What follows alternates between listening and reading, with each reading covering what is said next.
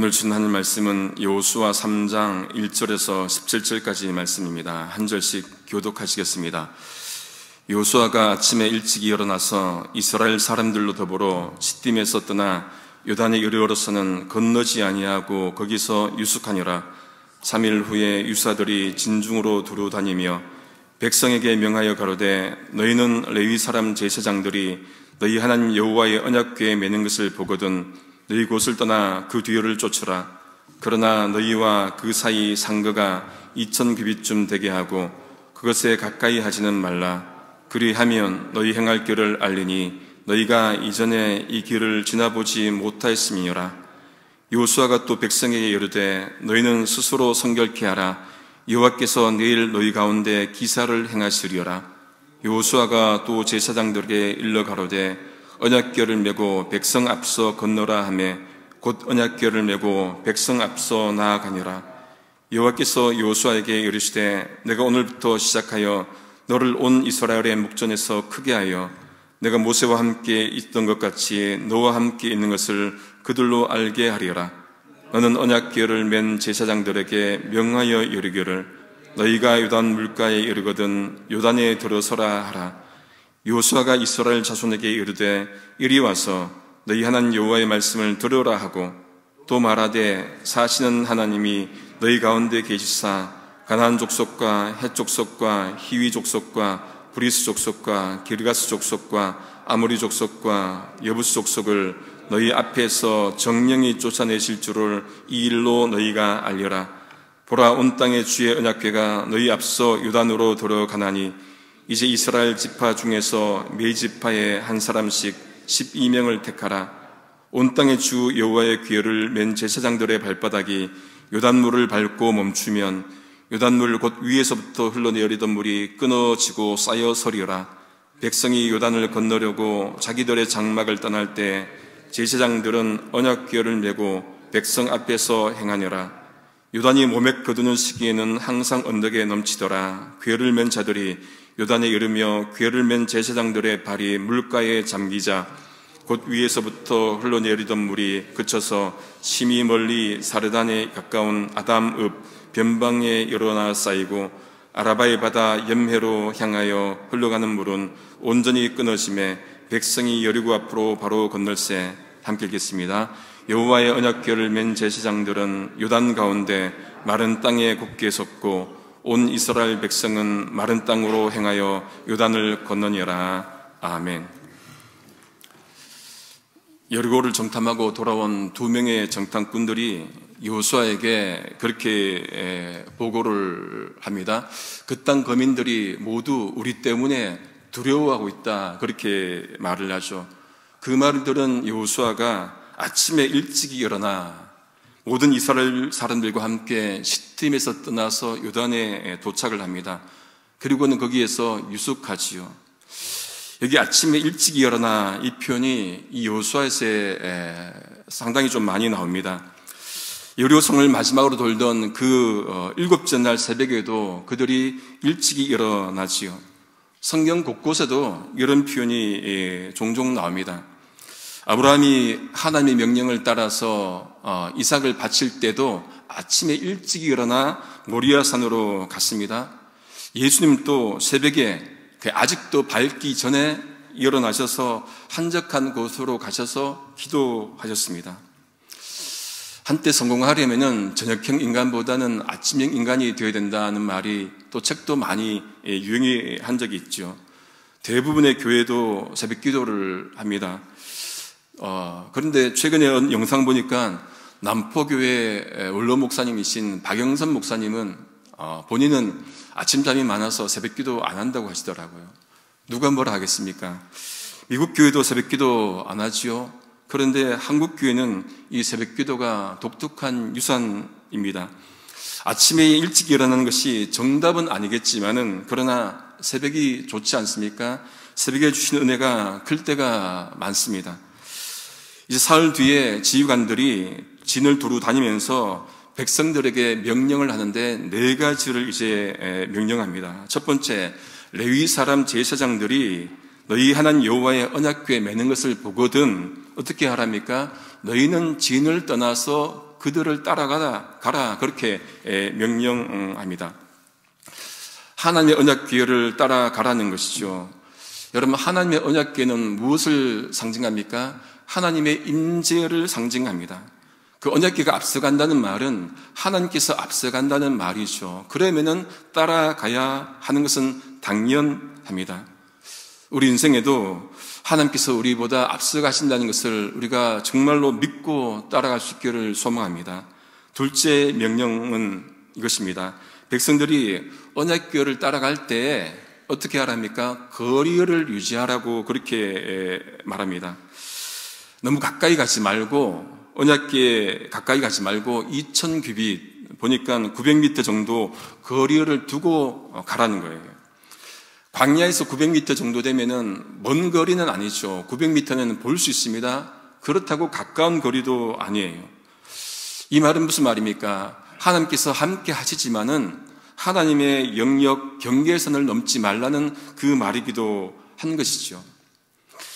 하나님께서 호렙산 떨기나무 불꽃 가운데 나타나시자 모세가 가까이 가서 보려고 하지 않습니까? 그때 하나님께서 모세를 불러서 이렇게 말합니다. 이리로 가까이 하지 말라, 가까이 오지 말라는 거예요.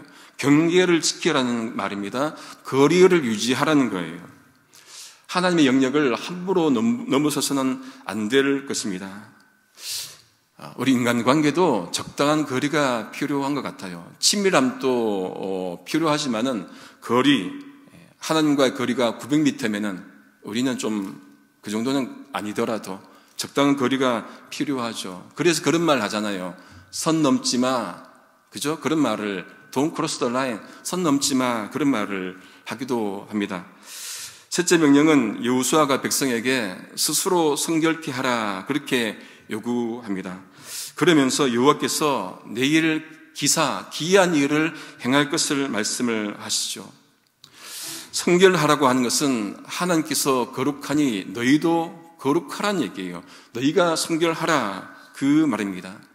좀 전에 봤던 출애굽기 3장 5절 하반절 말씀은 너희 선 곳은 거룩한 땅이니 내 발에서 신을 벗어라, 이 말씀도 성결의 말씀입니다. 이 출애굽기 3장 5절 말씀이 여호수아 3장 4절 5절에 걸쳐서 보게 됩니다. 신명기 23장에 보시면은 전쟁할 때에도 악한 일을 삼가라 그렇게 말씀을 합니다. 또 밤에 몽설한 자는 진 밖으로 나가고 해질 때 목욕하고 진으로 들어오라는 거예요. 성결하라는 얘기죠. 진을 깨끗하게 하고 거룩하게 하면은 하나님께서 그들을 떠나지 않을 것이다 그렇게 말씀을 합니다.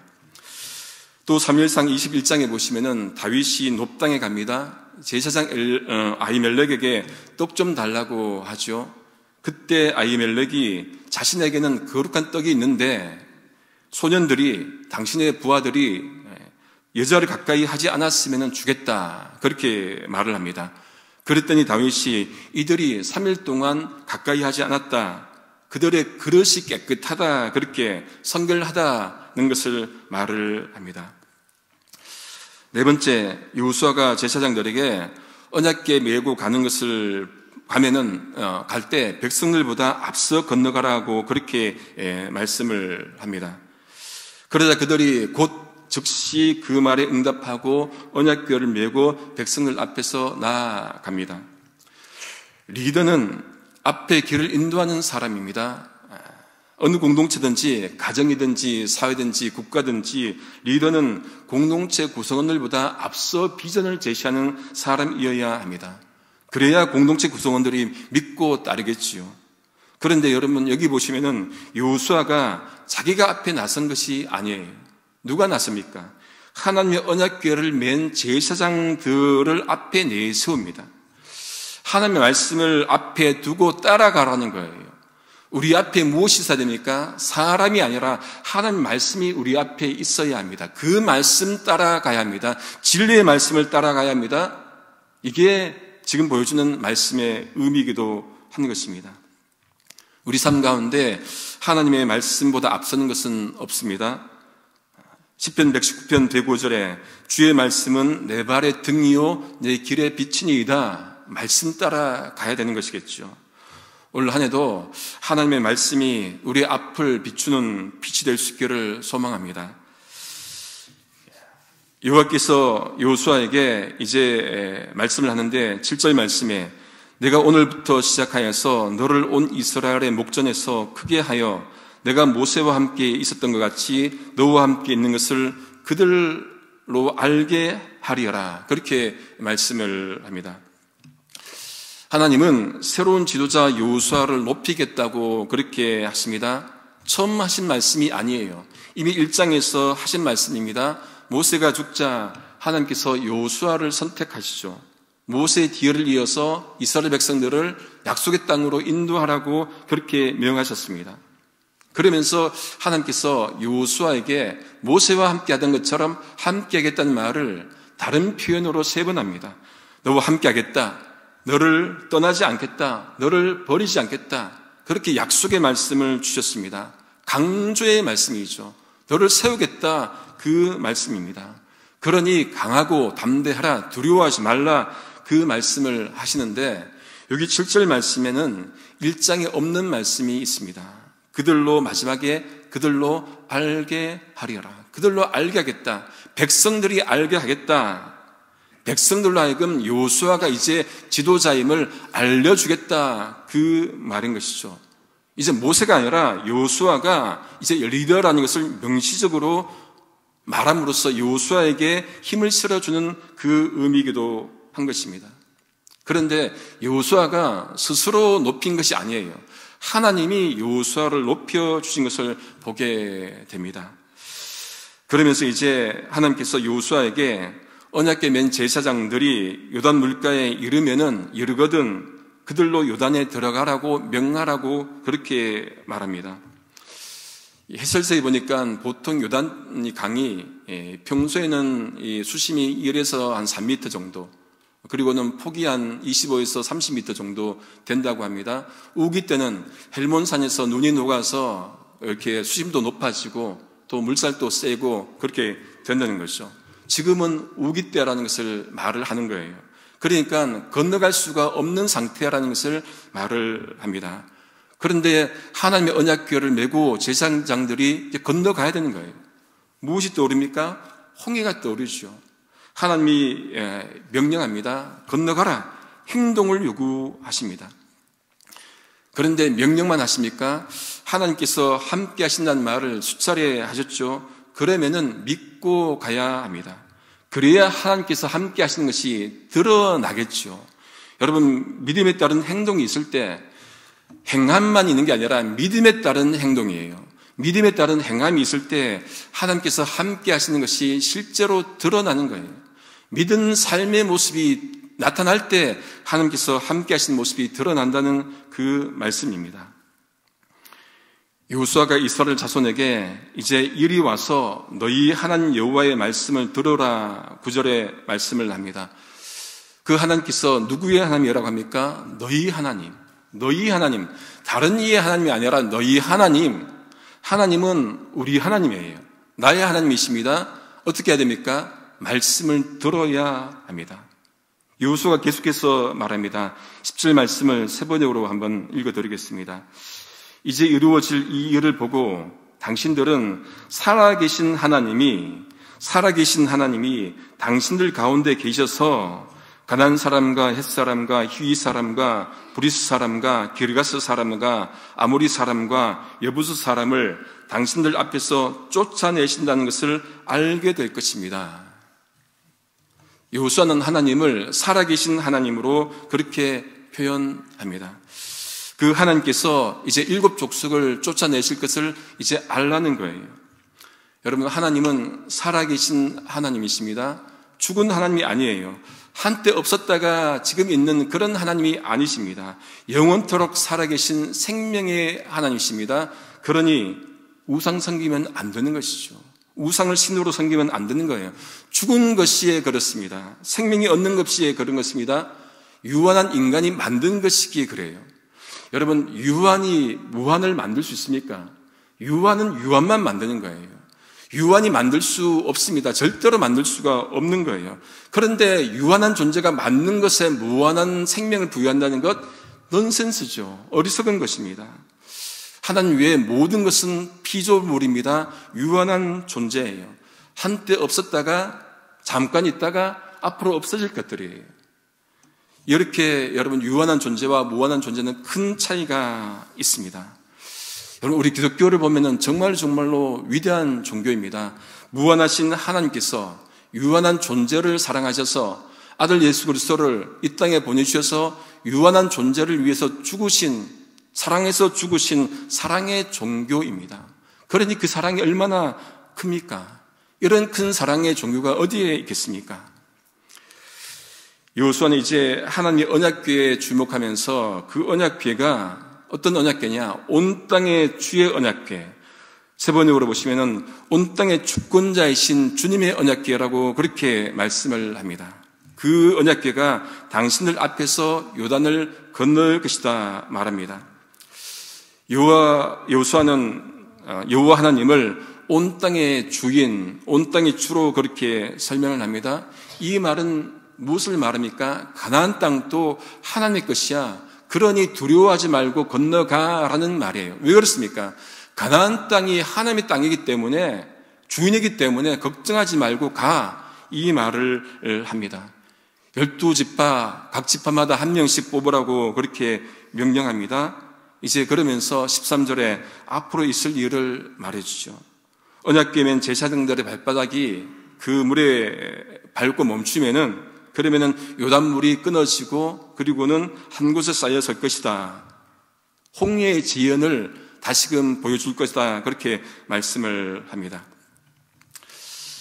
백성이 요단을 건너려고 이 장막을 떠납니다. 14절에 제사장들은 언약궤를 메고 백성 앞에서 나아갑니다. 12절 전반절에 보니까 요단이 모맥 거두는 시기에는 항상 언덕에 넘치더라. 그렇게 말합니다. 모맥을 찾아보니까 사전에 볕과에 속한 두 해살이 풀, 다른 곳에서는 밀과 보리 그렇게 나오더라고요. 챗GPT에 물어보니까 모맥, 모히또와 맥주라고 합니다. 여러분 챗GPT도 잘 찾아야 됩니다. 이렇게 나오면 안 되겠지요. 모맥 거두는 시기를 다른 이 성경 번역에는 곡식 거두는 시기라는 거예요. 다시 말해서 우기라는 겁니다. 우기. 지금 우기를 거듭 언급하는 것은 어떻다고요? 건널 수 없는 상황을 다시금 말해주는 얘기입니다. 지금 건널 수 없어요. 그런데 이제 백성들이 또 이 제사장들이 건너야 합니다. 물에 들어갑니다. 그랬더니 어떤 일이 벌어집니까? 물이 멈추어 섭니다. 멀리 사르단 근처의 아담 성읍 변두리에 쌓입니다. 아라바의 바다 연미해로 향하여 흘러가는 물도 완전히 끊어집니다. 백성이 여리고 앞으로 바로 건널 수 있게 된 것입니다. 여러분, 이스라엘 백성들이 물에 들어가기 전에 물이 멈춘 게 아니라 들어갔을 때 멈춘 거예요. 여러분 무엇을 알 수 있습니까? 믿음과 순종과 행함이 한 선상에 있는 거예요. 한 선상. 믿음과 행함이 이분법적으로 나눠진 게 종교개혁 500년 지금까지 벌어진 현상 아닙니까? 이것을 하나로 합치기 위해서는 믿음과 순종과 행함이 한 선상에 있어야 합니다. 발을 들여놓기 전에도 믿음이 중요하지요. 그런데 발을 내딛는 것이 믿음이에요. 안개 낀 아침에 운전할 때 한 발 내디디면은 앞이 보이는 것처럼 한 발 내딛는 것, 그것이 믿음이기도 합니다. 지금 그리고 난 다음에 언약궤를 맨 제사장들이 어디에 있습니까? 지금 요단 가운데 마른 땅에 굳게 서 있습니다. 그들의 순종과 헌신으로 백성들이 이제 요단을 건너갑니다. 이 장면 보면은 여러분 학교 앞에 시큐리티 가드가 스탑 사인 들고 서 있는 모습이 연상되지 않습니까? 그들이 스탑 사인을 들고는 어떻게 합니까? 학생들이 모이면은 먼저 들어갑니다. 횡단보도로 들어가요. 그리고는 스탑 사인을 높이 들지요. 그리고 어떻게 합니까? 학생들이 다 지나가고 난 다음에 자기도 나옵니다. 학생들이 지나가는데 나오는 가드 한 명도 없습니다. 못 봤어요. 왜 그렇습니까? 자신들의 사명이기 때문에 그렇죠. 여호수아가 이제 백성들에게 요단을 건너가게 한 장면은 모세가 홍해를 건너가게 한 장면과 비슷합니다. 모세가 지팡이로 홍해를 가른 것처럼 이제 언약궤를 통해서 이 요단강을 갈라지게 합니다. 요단강 사건은 제2의 출애굽 사건이다, 그렇게 볼 수가 있을 것 같습니다. 우리 삶 가운데 홍해와 또 이 요단강이 있을 때마다 하나님 의지하고 믿으며 발을 내밀어야 합니다. 그러면은 하나님이 인도하실 것입니다. 말씀을 정리합니다. 필립 얀시가 쓴 교회의 나의 고민, 나의 사랑, 그 책이 있습니다. 거기에 얀시가 폴 추르니의 말을 인용합니다. 사람이 혼자 할 수 없는 일이 두 가지 있다. 혼자 못하는 게 두 가지라는 거예요. 하나는 결혼이고 또 하나는 그리스도인이 되는 것. 결혼 혼자 못하잖아요. 그죠? 또 하나는 뭡니까? 그리스도인이 되는 것. 혼자 못합니다. 이 말은 공동체의 소중함을 말하는 거예요. 함께 더불어서 함께 믿는 것, 그게 공동체를 말하는 것입니다. 그런 공동체인 교회에 대해서 이 얀시가 칼 바르트가 내린 정의를 제일 좋아한다면서 이렇게 소개합니다. 교회는 세상의 방식과 전혀 다른 새로운 표지, 세상과 충돌하지만 가능성으로 충만한 길을 가리키는 표지를 이 세상에 세우기 위해 존재한다. 교회는 세상의 방식과 전혀 다른 새로운 표지, 그 표지를 이 세상에 세우기 위해서 존재한다는 거예요. 여호수아와 제사장들과 이스라엘 백성들이 함께 요단을 건넌 것처럼 하나님께서 우리에게 함께 하나님 나라를 만들어 가기 위해서 교회 공동체를 주신 줄로 믿습니다. 이 교회가 세상의 방식과 다른 새로운 표지를 이 세상에 세우기 위해서 하나님 말씀 의지하면서 함께 우리가 우리 앞엔 요단강을 건너갈 수 있기를, 또 그런 한 해가 될 수 있기를 성부, 성자, 성령이신 삼위일체 하나님의 이름으로 소망합니다. 기도하시겠습니다. 하나님 아버지, 감사합니다. 우리에게 귀하고 복된 믿음의 공동체를 허락해 주셔서 감사합니다. 모두가 함께 하나님 말씀 중심으로 하나님께서 우리에게 주신 사명들을 잘 이루어가는 그런 한 해 되도록 인도해 주시옵소서. 우리 자신도 머뭇거리지 않게 하시고 하나님 말씀 의지하며 믿음으로 한 발 내딛는 움직이는 신앙 가질 수 있도록 성령님께서 도와주시옵소서. 하나님께서 허락하신 하루하루를 우리 자신을 위해서가 아니라 하나님 영광 위에 살아가는 우리 모두 될 수 있도록 붙들어 두시기를 원하며 우리의 인생의 주관자 되시는 예수님의 이름으로 기도드립니다. 아멘.